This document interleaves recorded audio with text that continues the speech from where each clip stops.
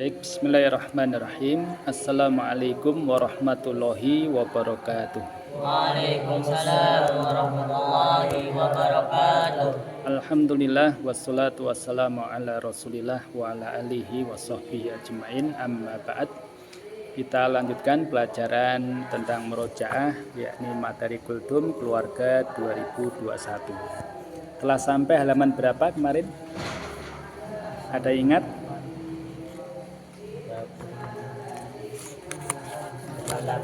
948. Oke. 48. Wajib melakukan 7 perkara. Baik. Allah berfirman, wa'budullaha wa la tusyriku bihi syai'a wa bil walidaini ihsana.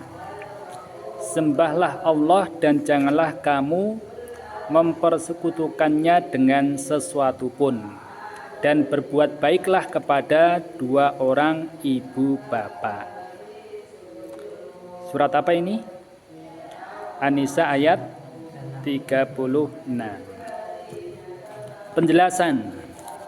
U'budu ini fi'il amr ya, kata kerja perintah ya. Kalimat ini bentuknya kata kerja perintah atau fi'il amr yang berarti sembahlah oleh kamu. Diperintah menyembah siapa? Yakni diperintah untuk menyembah Allah saja. Dari kata abada ya'budu. Nah, fi'il amrnya adalah u'bud. Kalau kita merintah satu orang, u'bud, sembahlah. Kalau 2 orang, u'buda. Kalau banyak orang yang diperintah yaitu u'budu. U'bud, u'buda, u'budu, u'budi, u'buda, u'budna. Begitu ya. Dan itu ada di pelajaran sorof atau nahwu yang kita pelajari. Baik. Jika Allah memerintahkan suatu perintah kepada kita, maka kita wajib untuk melakukan 7 perkara berikut. Pertama, kita mengilmui perintah tersebut. Jika ada perintah bertauhid atau menyembah Allah, maka kita harus pelajari apa itu tauhid. Bagaimana menyembah Allah yang benar, yang sesuai tuntunan Rasulullah Shallallahu Alaihi Wasallam. Dan jika ada perintah berpuasa Ramadan, maka kita harus pelajari apa itu takrif puasa, hal-hal yang boleh saat puasa dan hal-hal yang tidak boleh dilakukan saat berpuasa dan seterusnya. Berarti ibadah kita itu didasari dengan ilmu. Ya, gitu ya.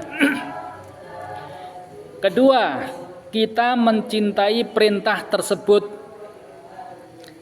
Misalkan kita cinta sholat 5 waktu, kita pun harus cinta puasa Ramadan dan seterusnya. Karena menjalani sholat 5 waktu itu wajib, perintah dari Allah. Maka kita harus senang dengan perintah tersebut. Begitu juga di saat Allah perintahkan kita untuk berpuasa Ramadan. Masa kita berpuasa Ramadan tetapi kita benci terhadap perintah puasa, kan enggak? Harusnya kita cintai juga, begitu ya. Yang ketiga, bertekad untuk mengamalkannya. Ketika ada perintah, kita bertekad untuk mengamalkan perintah tersebut. Tidak sekedar tahu dan cinta saja, tapi ilmu tersebut juga harus diamalkan. Sudah tahu tauhid dan larangan berbuat syirik, maka kita wajib bertauhid. Wajib mengesahkan Allah dalam segala macam ibadah. Dan meninggalkan dosa syirik, yakni dosa menyekutukan Allah. Ya. Sudah tahu sholat, maka lakukan sholat. Sudah tahu puasa, maka lakukan puasa. Jika belum tahu ya apa kewajiban kita? Belajar. Tholabul ilmi. Betul enggak? Ya, kalau kita belum bisa sholat, ya belajar sholat. Gitu. Bukan malah menghindar dan tidak pengen tahu tentang hal tersebut. Nah, salah. Coto kalau orang Jawa itu ya. Tidak tahu malah menghindar, nggak mau belajar. Orang nggak bisa baca Al-Quran, malah menghindar, nggak mau tahu tentang belajar Al-Quran. Ini salah ya. Jadi harus mendekat dan belajar. Keempat, kita mengerjakannya. Ya, mengerjakan perintah sebagaimana penjelasan sebelumnya. Setelah mengilmui tentang fikih ibadah tersebut, maka setelah itu adalah dikerjakan. Kelima, kita mengerjakan hal yang masyru'. Yang masyru' itu adalah hal yang disyariatkan. Ya. Tentunya dengan ikhlas dan benar. Ikhlas karena Allah dan benar karena sesuai dengan tuntunan Rasulullah Shallallahu Alaihi Wasallam. Dan ini syarat ibadah. Syarat diterimanya ibadah seorang setidaknya ada dua ini. Pertama, ibadah itu harus lillahi ta'ala, ikhlas. Itu ya. Yang kedua, harus sesuai dengan tuntunan Rasulullah Shallallahu Alaihi Wasallam. Dalil ikhlas itu apa? Innamal a'malu binniyat. Sesungguhnya amalan itu tergantung kepada niatnya. Wa ma umiru illa liya'budullaha mukhlisina lahuddin, dan seterusnya. Kalau dalil benar itu apa? Hadis Nabi, siapa yang ingat? Man amila amalan laisa alaihi amruna fahuwa raddun. Barang siapa mengamalkan suatu amalan yang bukan atas dasar perintah dari kami, maka amalan tersebut mardud, tertolak. Begitu. Yang keenam, kita berhati-hati dari hal yang akan membatalkan amalan tersebut. Ya.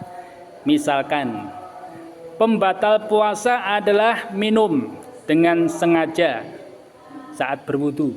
Nah, pas Ramadan, sudah siang hari jam waktu duhur kita berwudu, maka harusnya berhati-hati, bukan malah berwudu tetapi sambil minum air. Batal puasanya ya.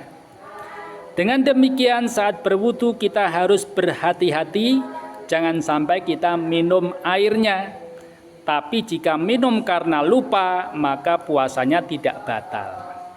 Pernah enggak ketika puasa minum atau makan tetapi lupa, batal enggak? Tidak batal kalau lupa. Yang batal adalah pura-pura lupa. Ya, gitu kan? Pura-pura lupa ya. Kalau lupa beneran tidak batal.